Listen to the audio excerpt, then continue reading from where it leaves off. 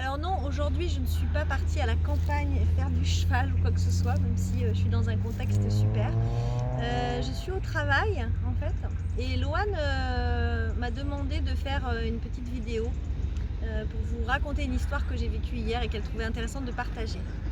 Donc hier je suis allée vers Aix-en-Provence dans une société pour m'acheter des fruits de mer.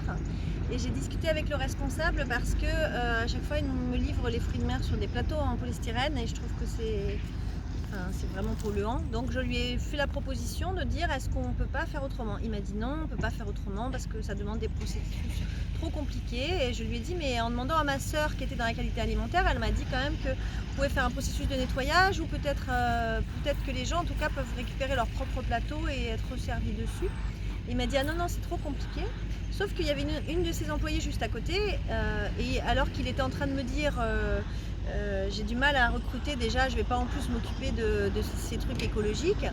Son employé a dit ah mais ça c'est super intéressant, il faudrait peut-être essayer de le mettre en place. Et en fait il n'a pas entendu.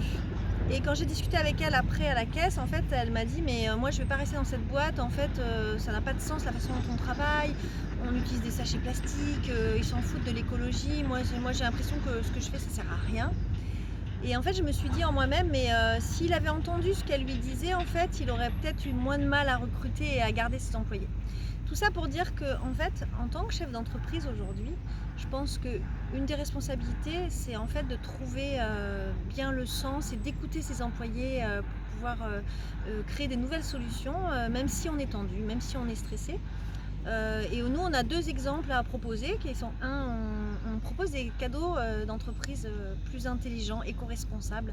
Je pense que ça peut être très utile, c'est-à-dire des cadeaux qui montrent que vous vous intéressez à ces sujets environnementaux et qui montrent à vos employés que ça a du sens.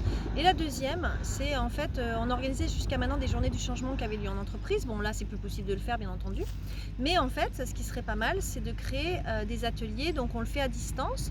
Et c'est pour vos employés, c'est-à-dire on leur propose des ateliers pour s'adapter au changement, pour créer des actions collectives positives, etc., etc., qui peuvent être positives pour votre entreprise, mais qui peuvent aussi leur permettre de déstresser dans ces périodes, leur permettre de créer du nouveau en ce qui concerne l'écologie dans votre entreprise.